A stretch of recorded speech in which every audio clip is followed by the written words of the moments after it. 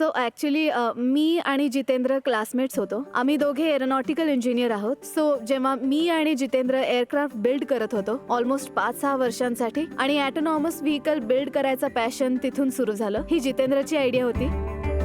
Aircraft का फक्त उडू शकतात, ते पाण्यात का जाऊ शकत नाहीत? तर आम्ही विचार केला की आपण ॲम्फिबियस व्हेकल बनवूया जे दोन्ही करेल.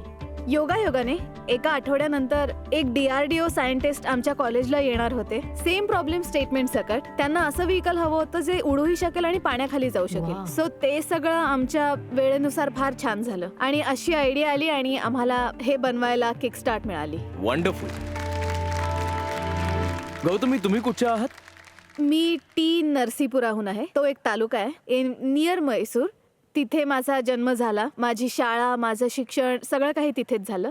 तुम्ही त्याला गाव म्हणू शकता जिथे मुलींना फक्त 10वी किंवा जास्तीत जास्त 12वी पर्यंत शिक्षण घेता येतं. माझे सगळे कझिन्स मॅरिड आहेत, त्यांना मुलं झालीत. पण मी लकी होते कारण माझ्या पेरेंट्सची ही गोष्ट स्पष्ट होती की आम्ही आमच्या मुलांना शिक्षण देणार. इंजिनिअरिंगच्या पहिल्या वर्षाला आल्यानंतर माझे वडील वारले.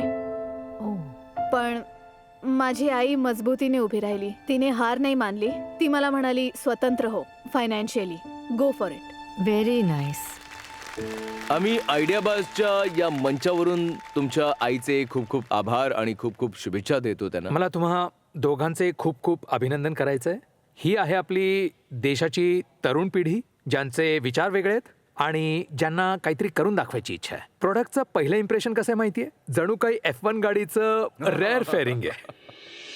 अंडर वॉटरमध्ये सगळ्यात मोठं चॅलेंज कशाचं असतं? सर, 2 चॅलेंजेस आहेत. एक तर सिस्टीम इंजिनिअरिंग स्वतःच, कारण ते हवेमध्ये हलकं असायला हवं आणि पाण्याच्या खाली जड असायला हवं. दुसरा कॉम्प्लेक्स भाग आहे अंडर वॉटर कम्युनिकेशन. आपल्याकडे GPS ची सुविधा असते, पण तुम्ही पाण्याखाली असता तेव्हा ही सुविधा नसते. हे एक एम्फिबियस व्हेकल आहे आणि हे नेक्सर आहे. तर एम्फिबियस व्हेकल आयडेक्स रिक्वायरमेंटनुसार बनवलेलं आहे 50 मीटर शॅलो वॉटर डेप्थसाठी, आणि त्याच वेळी नेक्सर बनवलं आहे 1000 मीटरसाठी डीप ओशन इन्स्पेक्शन ॲप्लिकेशन. याला आम्ही फ्लडेड बॉडी डिझाईन म्हणतो.